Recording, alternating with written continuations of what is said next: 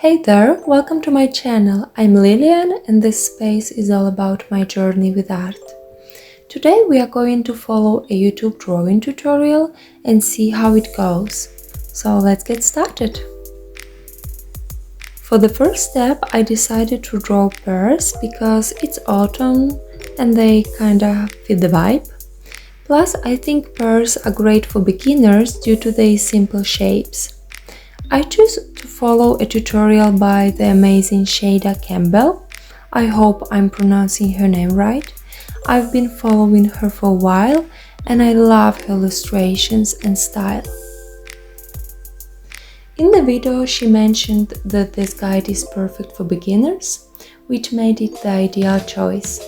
You'll see her tutorial in the bottom left corner of the screen. At first I followed Shada's steps by drawing two ovals, then turning them into pear shapes, which as you can see took me a few tries. Once I was happy with the shapes, I added a stem to connect them and surrounded them with lots and lots of leaves, which was quite fun to draw. I also added some flowers. In her video, Shada recommended making a messy sketch and not overcomplicating things, which was great to hear because one thing about me, I'm pretty quick but my lines tend to be a little messy. I remember in high school we had a technical drawing class and I used to hate it because you had to be extremely precise to get a good drawing and a good grade. So I remember spending hours on a simple drawing and still not being happy with the result.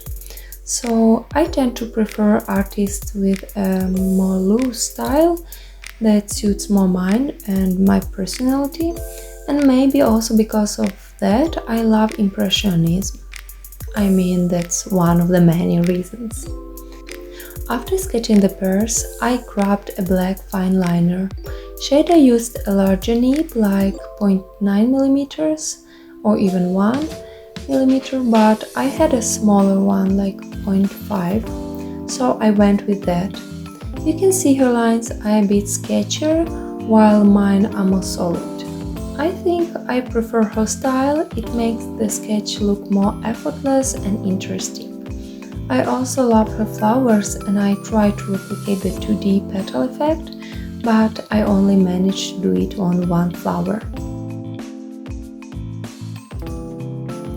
Next I erased the pencil lines and started coloring. I thought this part would be even more fun and, as Shada mentioned, more relaxing. But then I started mixing colors and boy, it was harder than I expected. It took me a while to find a shade of green I liked, so I kept mixing and mixing.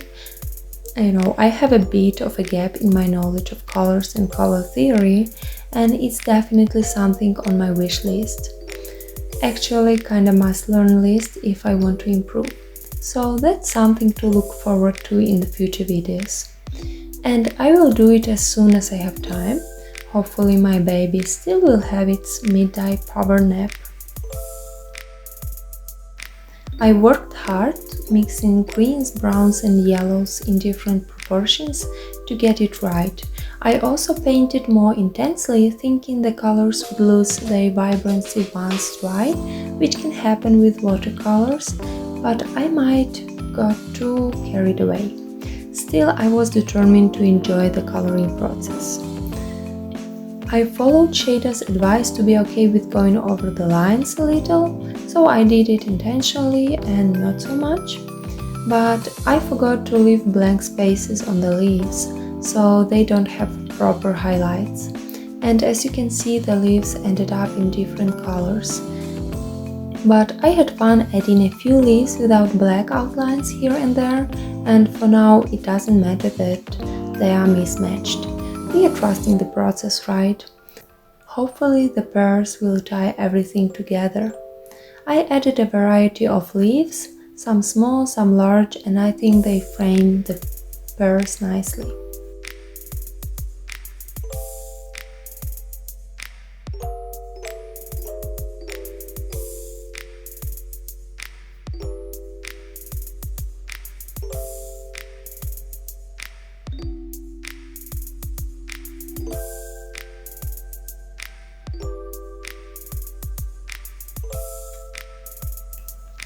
Once the leaves were done, it was time to color the pears. I started by mixing a yellowish color, and this time I remembered to leave blank spaces for highlights.